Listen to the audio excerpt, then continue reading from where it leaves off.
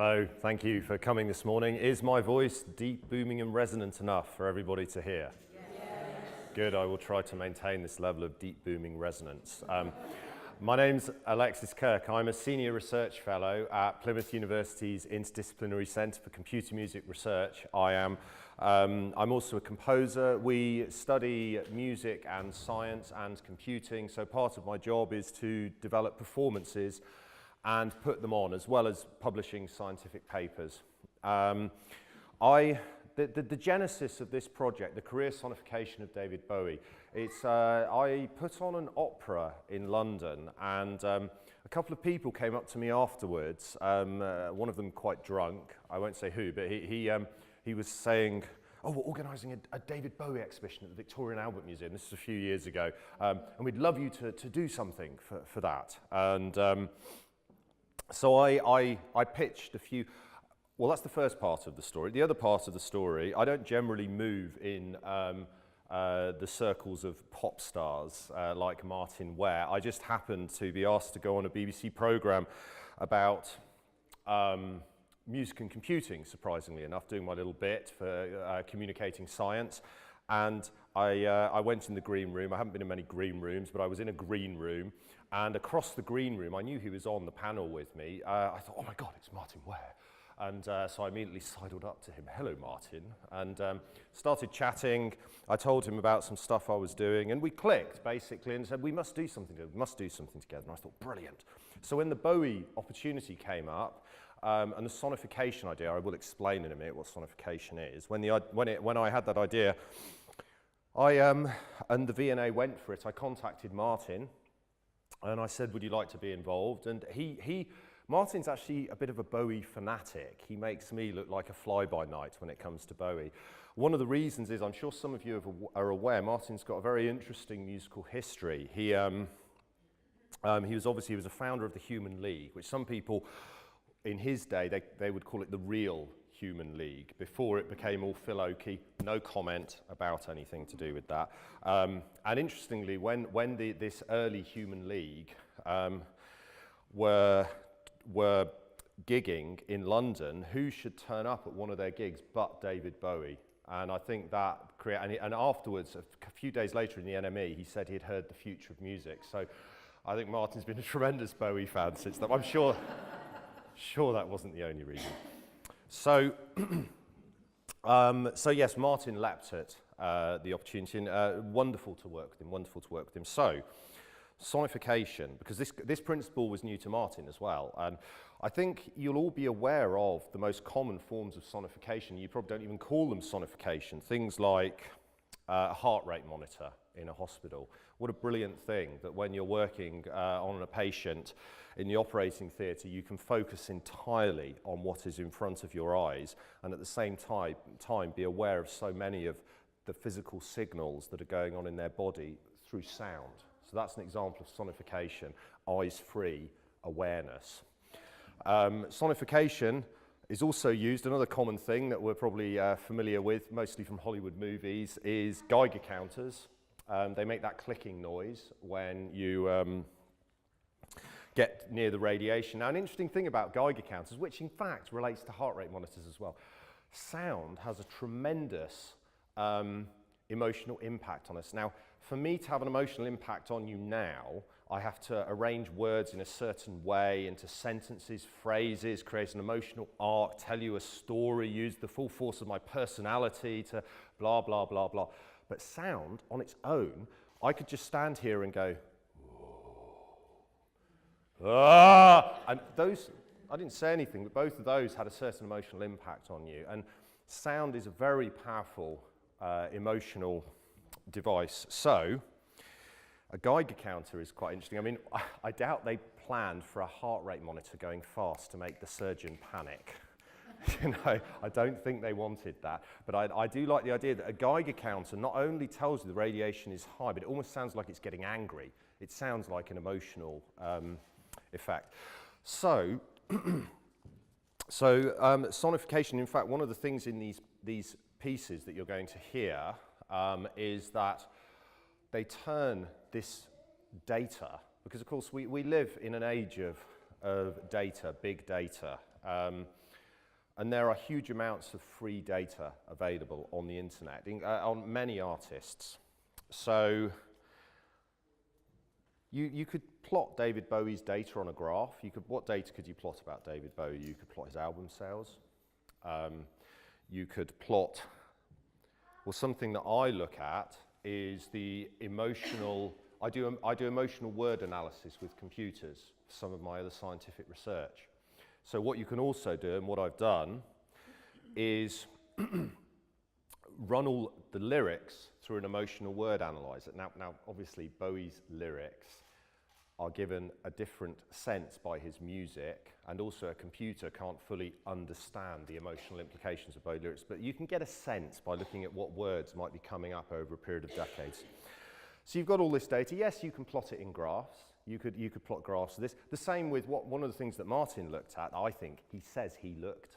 There's an article in Uncut, actually. I was so chuffed to see that. What a great magazine. There's an article in Uncut about this event, and Martin was like, oh yes, I went back over the entire Bowie catalogue and looked at the major and minor relative keys, and I thought, no, you got your assistant to do it. He didn't say that to me, but I'm sure. So I'm kind of, Martin and I, I'm not having to go at him. He's a great guy. We get on really well. Okay, so the point is this. You got that data. You could plot graphs. We see hundreds of graphs. But with sound, you can actually feel the data. And it's something we have to be reminded of again and again. Yeah, I say this to you, and you're like, yeah, you can feel the data. But when you play, as you'll hear, when you play the Bowie album sales over the decades, even with relatively simple sounds, when the sound, one of the sonifications that, all right, I'm jumping ahead a bit. The point is, you can really feel it. When you feel the peak, you get this sense, the high pitch that comes through the sonification of that data, turning that data into pitch. You can really feel that. When, during times in the 80s and 90s, it goes kind of, ooh, really low pitch like this, you know what's going on. He's having a bit of a, so you do feel the sense of the data when the music's done. So what I'd like to do now is talk specifically about the pieces that I'm going to play. Now, in case I forget, I do want to explain to you the informal nature of this event. And there's reasons for that as well. The pieces vary wildly in loudness and intensity, because Bowie's career data varies widely in loudness and intensity.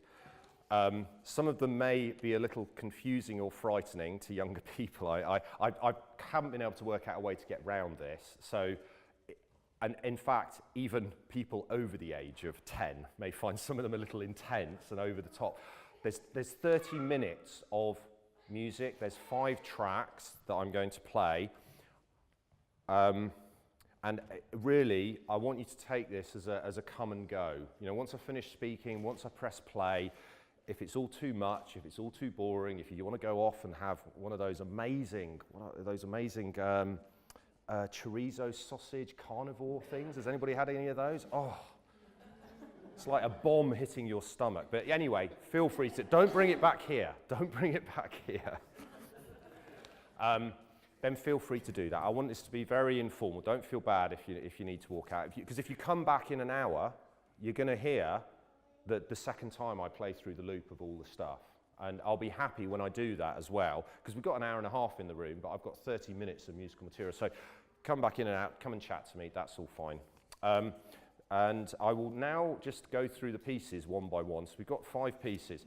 The first piece, it looks at lyric emotion.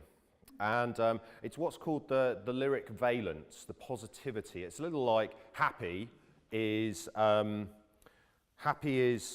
a more positive emotion than sad, obviously.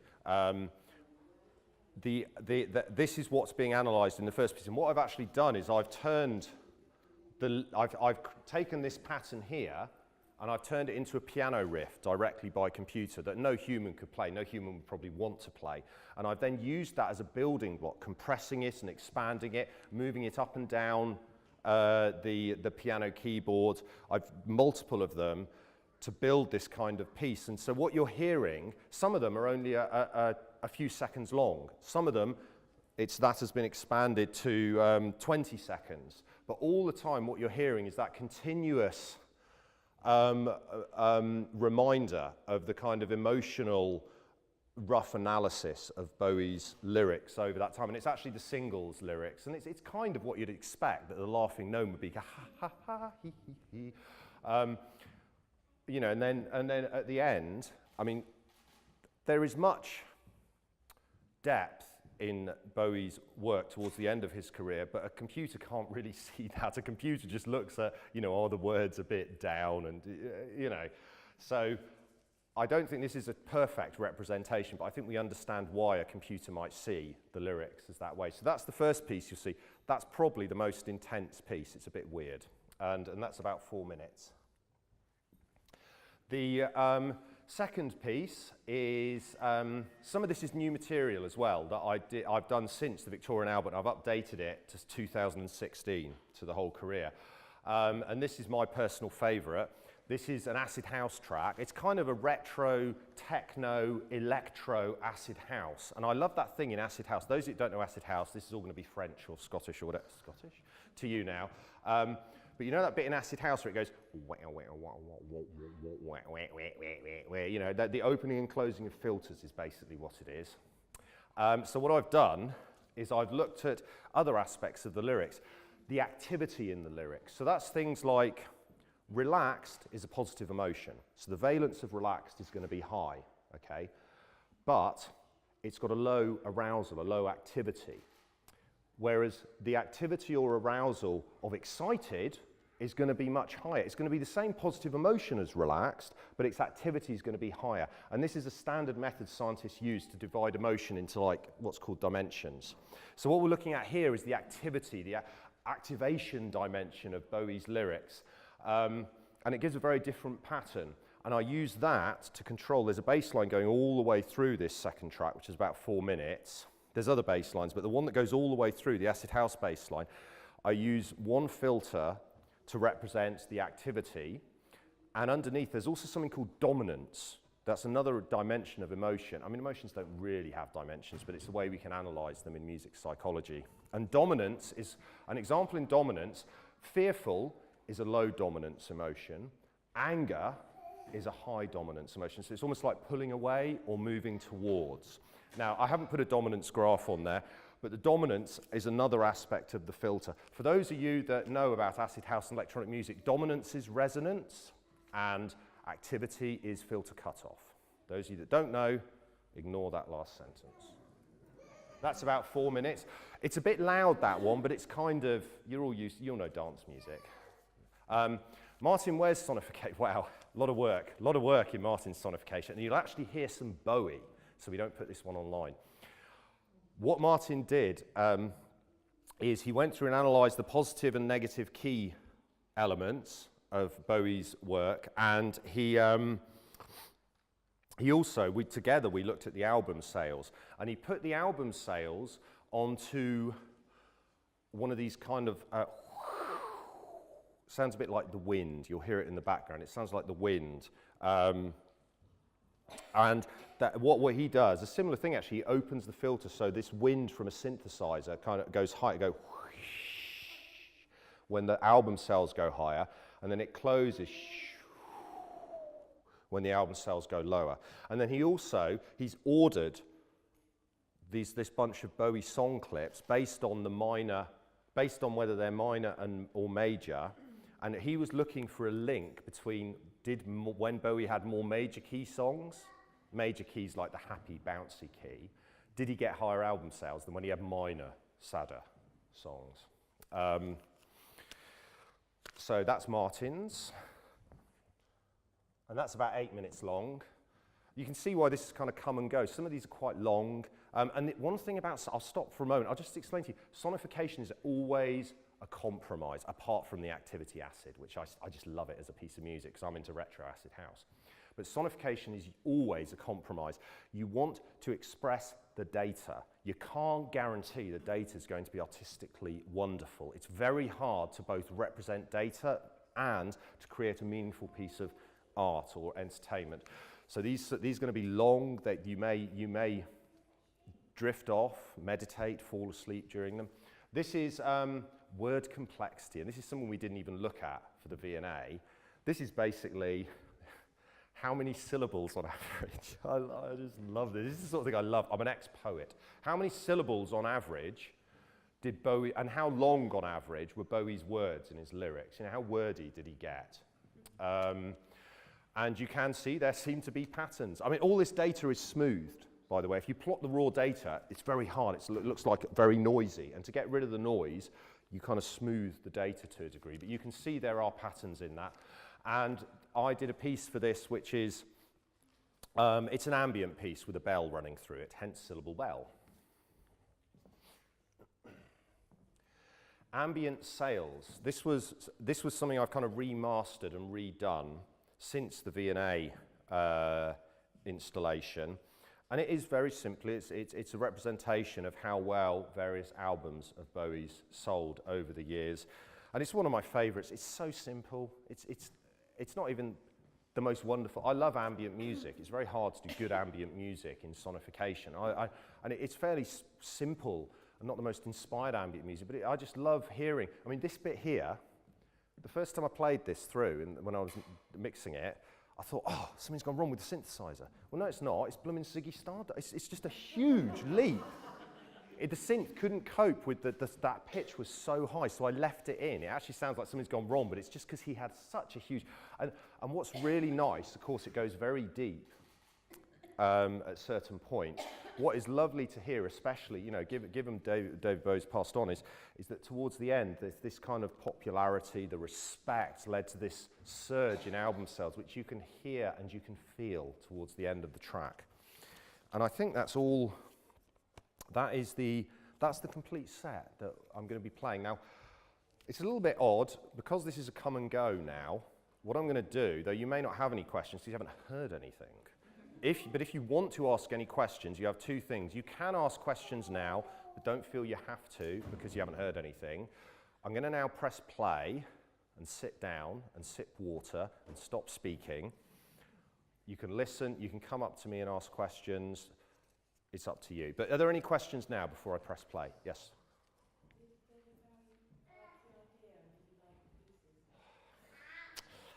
Sadly, David Bowie was, not sadly, obviously sadly for me, but David Bowie is such a cultural icon that he is like an island in a sea of constant people trying to input stuff to it. I didn't even bother trying to, you know, I don't even know what Bowie thought of the V&A thing. I never heard, nobody ever told me. I mean, I don't know how you know, so I can't tell you. Yes? If it's an artistic compromise, what is the point of doing it? Is it an intellectual exercise, or what do you think emerges from this, or what do you get from it? Well, personally, what I get from it is there's three things. One of them is an intellectual exercise. It's quite exciting taking something that is really nothing to do with art and funneling it in and trying to, you know, funnel that in. The second thing is the emotional impact. Hearing this data as sound creates that emotional impact, which I find very satisfying. And the third thing is I'm actually quite happy with some of the tracks. I'm looking, I personally would like to sit somewhere at the back in the middle and have this, you know, have a nice listen to them in here and relax. So there is, although it's an artistic compromise, I mean, I'll give an example. The activity acid, it's another one of those things which I left as it was. Because Bowie's lyrical activity kind of, and of course he didn't release very much during a big period of his career after the 80s, what happens is that bass line, the filters are so closed that you can hardly hear it for minutes on end, which for an acid house track is ridiculous, because in an acid house track, the bass line's kind of zooming all over the place. But I left that in deliberately. And I'm glad you asked that question, because I wanted to mention that to people, that when they're listening to it, they think, why is it just going... And the reason is I want people to hear it and think, oh yeah, during that period of Bowie's life, there was kind of... there was a drop in the activity, and particularly, you know, once again, the lyrics towards the end were, you know, less what you call aroused lyrics in an emotional sense. Does that answer things? As I say, you may have more questions when it's playing. It is going to be a bit loud, so you may have to say the question. I'll be around and you can say the questions to me loud when I'm sitting down. But the reason I'm having it, it's not super loud, it's not as loud as it would be at a concert, but it's for the emotional impact. I want that to be there. So, and what I'm also going to do, every so often, when the track changes, I will actually switch the slide so that people can see that. Okay, so I will start and sit down.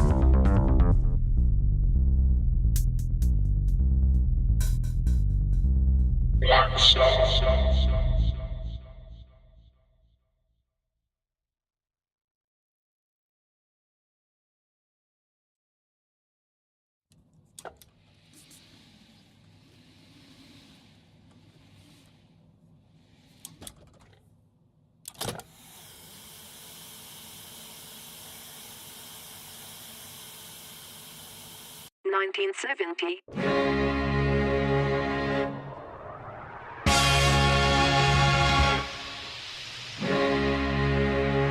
1971.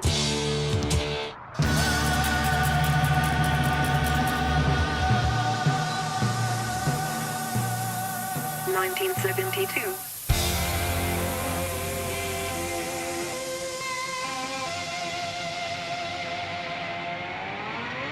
1973.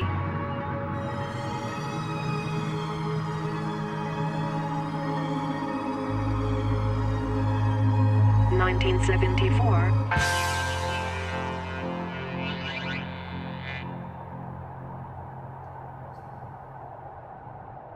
1975.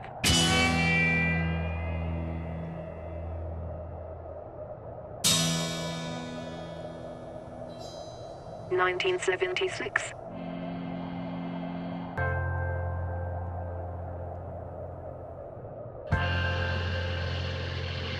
1977.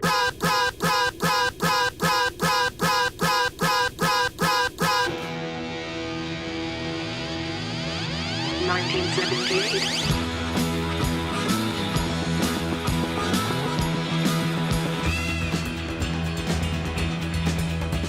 1979.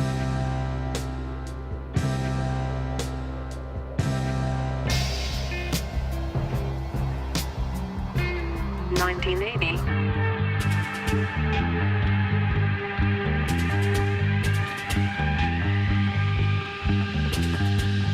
1981.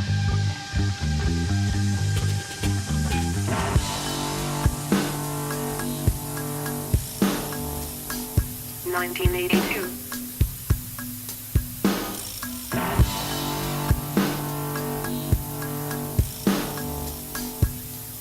1983.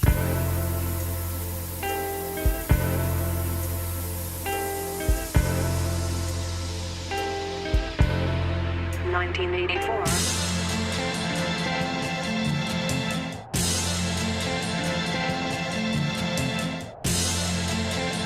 1985.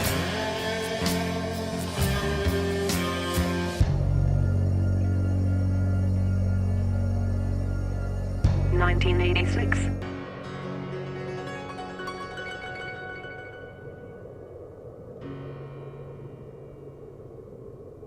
1987.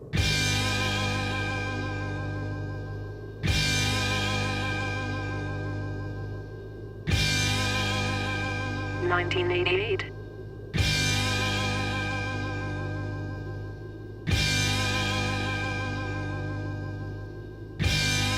1989.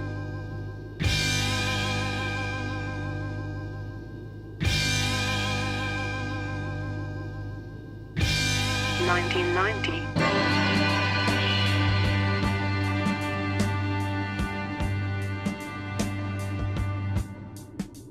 1991.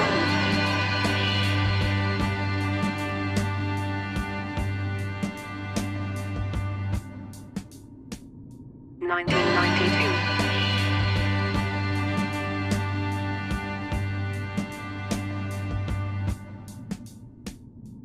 1993.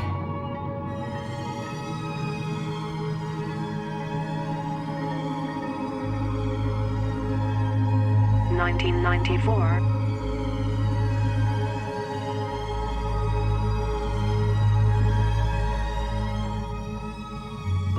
1995.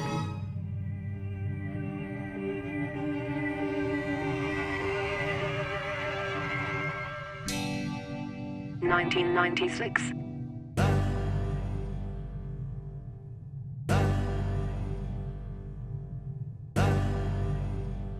1997.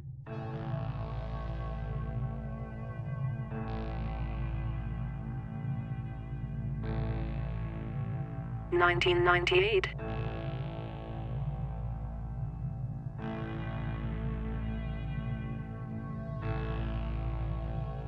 1999.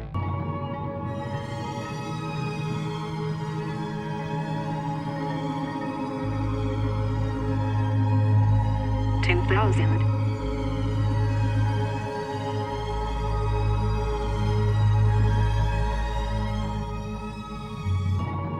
2001.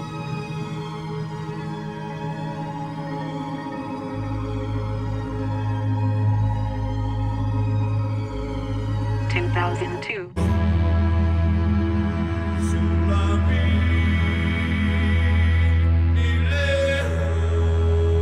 2003.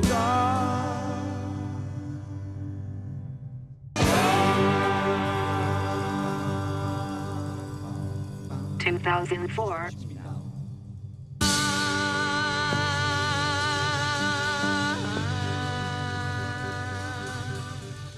2005.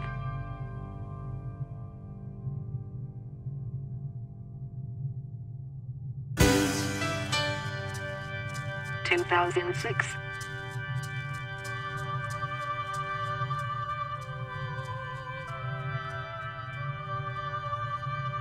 2007.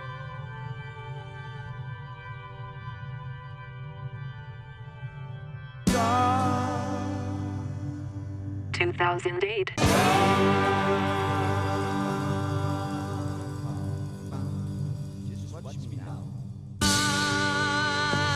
2009.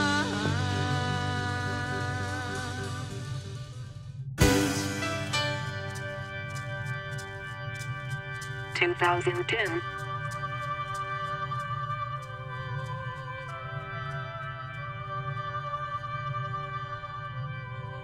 2011.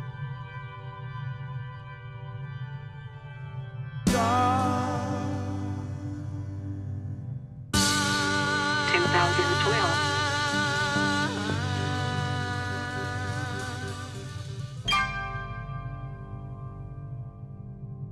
2013.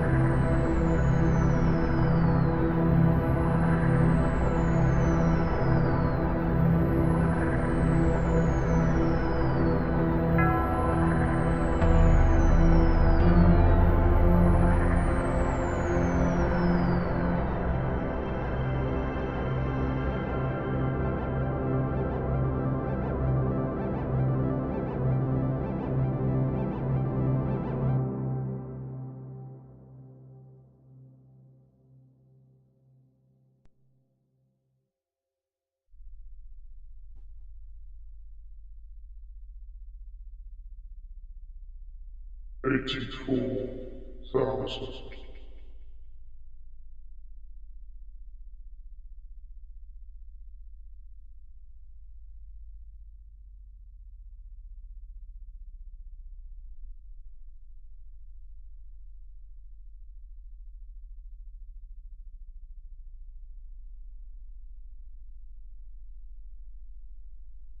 77,000.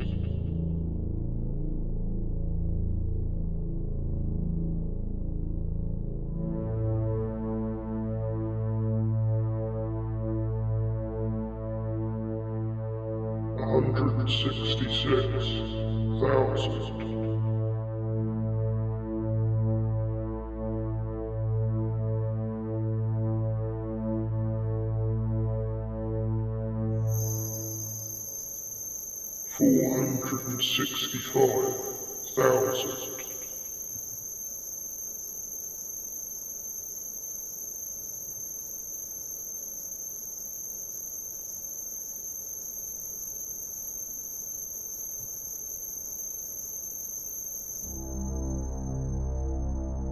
133,000.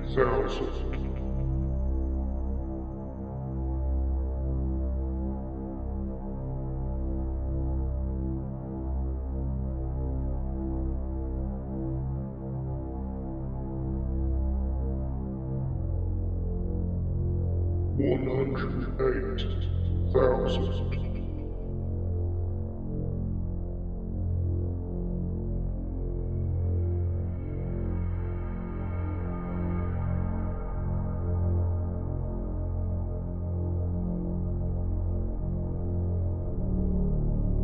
94,000.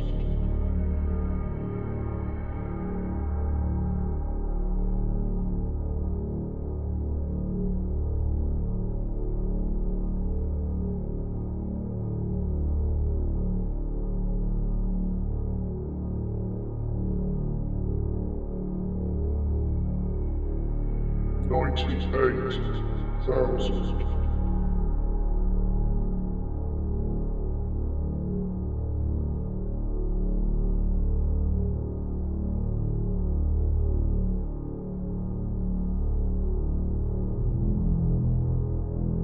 103,000.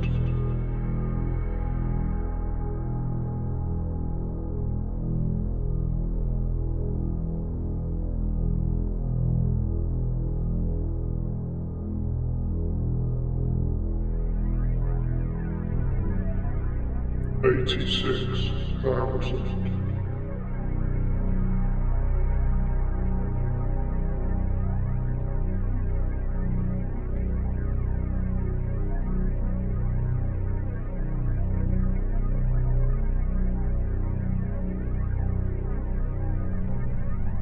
37,000.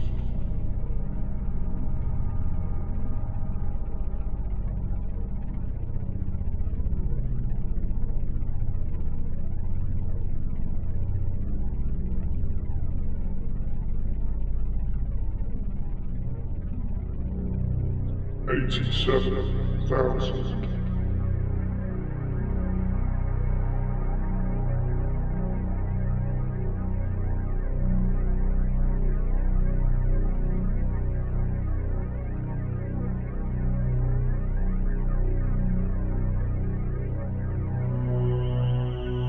174,000.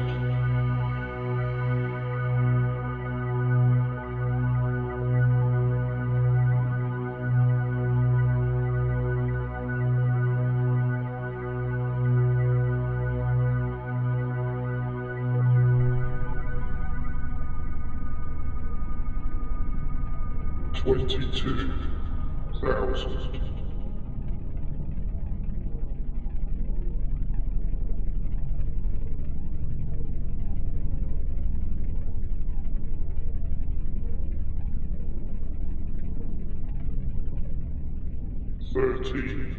12,000.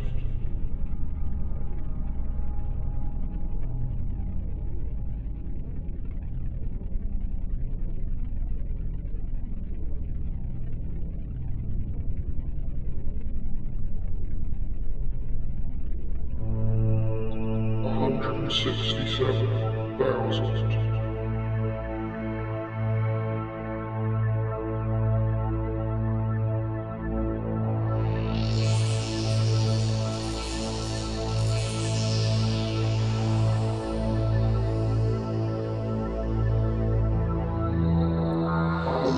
192,000.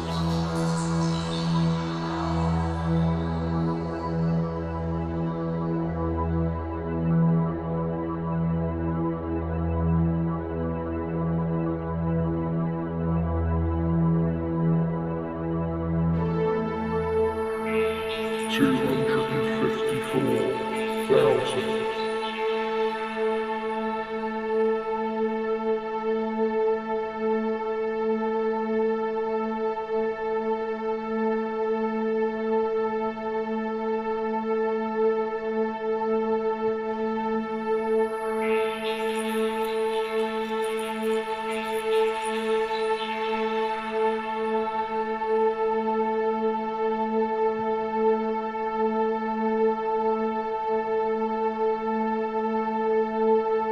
251,000.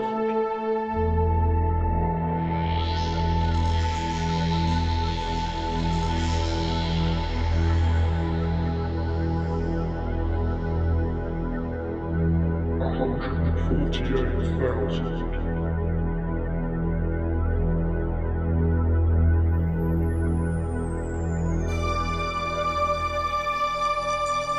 316,000.